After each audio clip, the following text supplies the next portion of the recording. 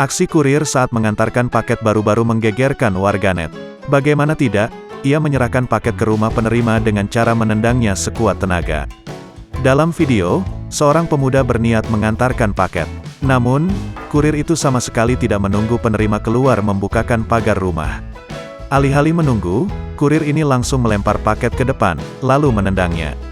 Momen ini langsung viral setelah dibagikan oleh akun TikTok @sempol___. Hingga berita ini dipublikasikan, video tersebut sedikitnya telah disaksikan 14,7 juta kali. Kurir yang ramah, tulis akun ini sebagai keterangan.